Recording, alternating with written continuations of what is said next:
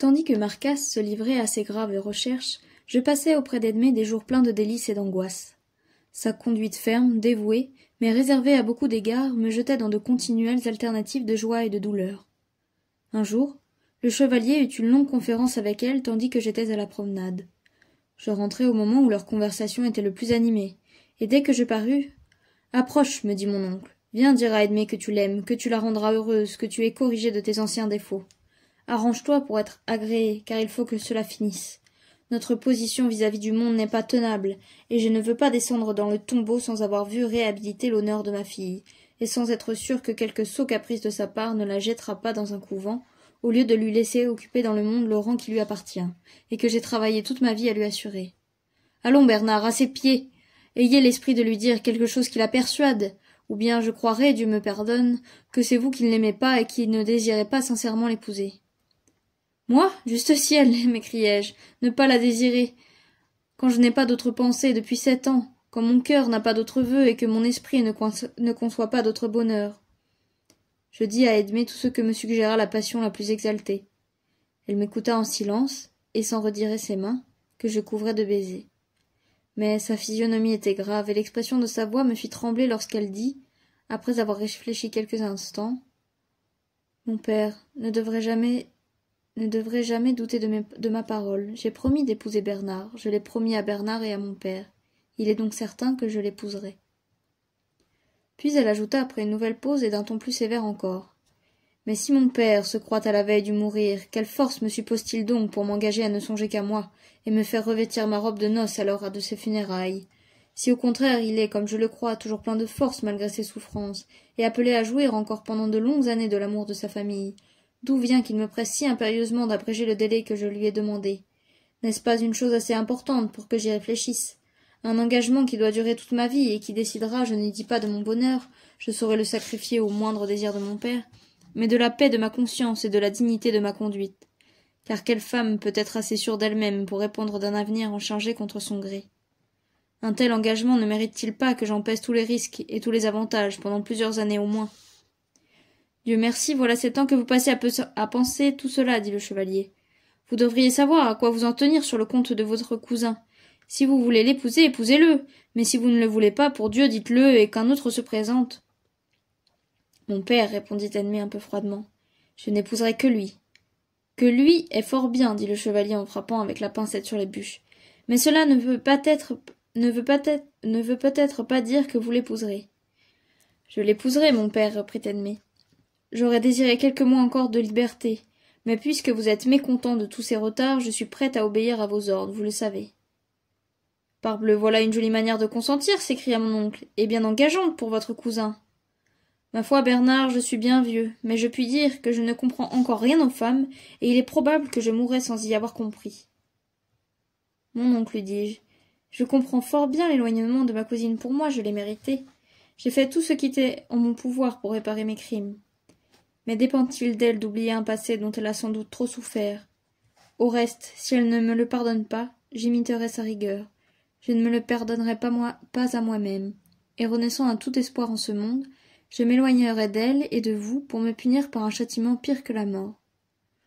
Allons, voilà que tout est rompu, dit mon oncle en jetant les pincettes dans le feu. Voilà ce que vous cherchiez, ma fille. J'avais fait quelques pas pour sortir, je souffrais horriblement. Edmé courut vers moi, me prit par le bras, et me ramenant vers son père. Ce que vous dites est cruel et plein d'ingratitude, me dit-elle. Appartient-il à un esprit modeste, à un cœur généreux, de nier une amitié, un dévouement? J'oserais me servir d'un autre mot, une fidélité de 7 ans, parce que je vous demande encore quelques mois d'épreuve? Et quand même, je n'aurai jamais pour vous, Bernard, une affection aussi vive que la vôtre. Celle que je vous ai témoignée jusqu'ici est-elle donc si peu de chose que vous la méprisiez, et que vous y renonciez par dépit de ne pas m'inspirer précisément celle que vous croyez devoir exiger? Savez-vous qu'à ce compte une femme n'aurait pas le droit d'éprouver l'amitié? Enfin, voulez-vous me punir de vous avoir servi de mère en vous éloignant de moi, ou ne m'en récompenser qu'à la condition d'être votre esclave?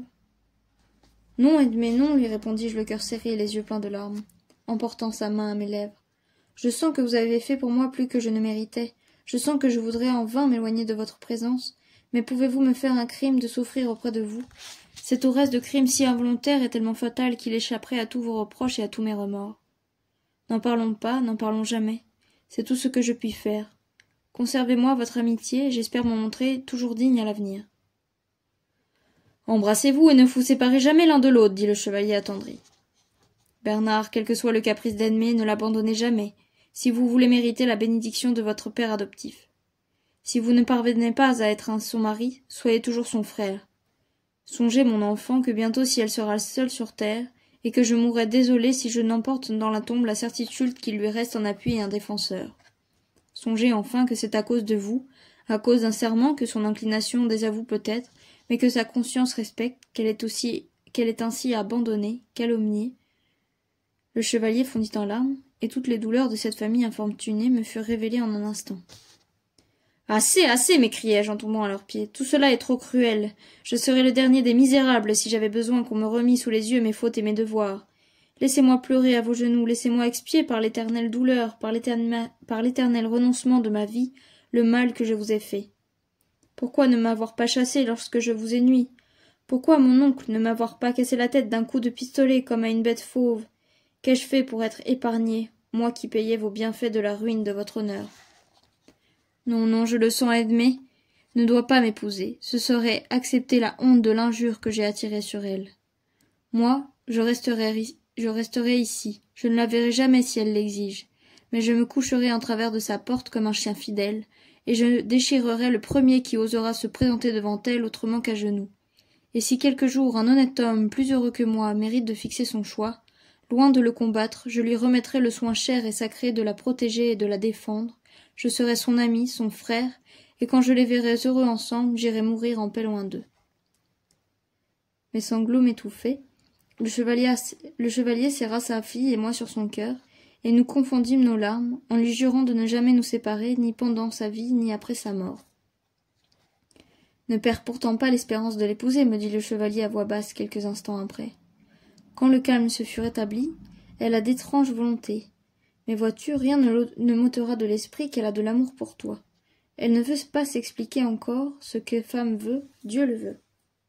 Ce qu'Edmé veut, je le veux, répondis-je. Quelques jours après cette scène, qui fit succéder dans mon âme la tranquillité de la mort aux agitations de la vie, je me promenais dans le parc avec l'abbé. Il faut, me dit-il, que je vous fasse part d'une aventure qui m'est arrivée hier et qui est passablement romanesque. J'avais été me promener dans les bois de Briante et j'étais descendu à la fontaine de Fougères. Vous savez qu'il faisait chaud comme au milieu de l'été. Nos belles plantes, rougies par l'automne, sont plus belles que jamais autour du ruisseau qu'elles couvrent de leurs longues découpures. Les bois n'ont plus que bien peu d'ombrage, mais le pied foule des tapis de feuilles sèches dont le bruit est pour moi plein de charme.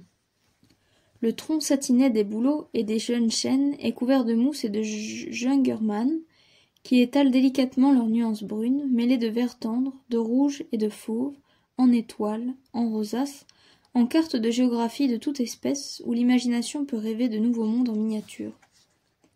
J'étudie avec amour ces prodiges de grâce et de finesse, ces arabesques où la variété infinie s'allie à la régularité inaltérable, et, heureux de savoir que vous n'êtes pas, comme le vulgaire, aveugle à ces coquetteries adorables de la création, j'en détachai quelques-unes avec le plus grand soin, enlevant même l'écorce de l'arbre où elles prennent racine, afin de ne pas détruire la pureté de leur dessin.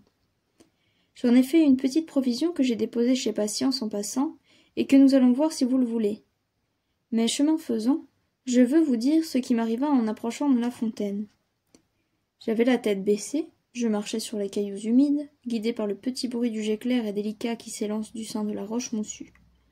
J'allais m'asseoir sur la pierre qui forme un banc naturel à côté, lorsque je vis la place occupée par un bon religieux dont le capuchon de bure cachait à demi la tête pâle et flétrie. Il me parut très intimidé de ma rencontre. Je le rassurai de mon mieux en lui disant que mon intention n'était pas de le déranger, mais d'approcher seulement mes lèvres de la rigole d'écorce que les bûcherons ont adaptée à la roche pour boire plus facilement. « Ô saint ecclésiastique, me dit-il du ton le plus humble, que n'êtes-vous pas le prophète dont la verge frappe aux sources de la grâce, et pourquoi mon âme, semblable à ce rocher, ne peut-elle donner cours à un ruisseau de larmes ?» Frappé de la manière dont ce moine s'exprimait, de son air triste, de son attitude rêveuse en ce lieu poétique où j'ai souvent rêvé l'entretien de la Samaritaine avec le Sauveur, je me laissai aller à causer de plus en plus sympathiquement. J'appris de ce religieux qu'il était trappiste, qu'il était en tournée pour accomplir une pénitence. « Ne me demandez ni mon nom, ni mon pays, dit-il. J'appartiens à une illustre famille que je ferai rougir en lui rappelant que j'existe.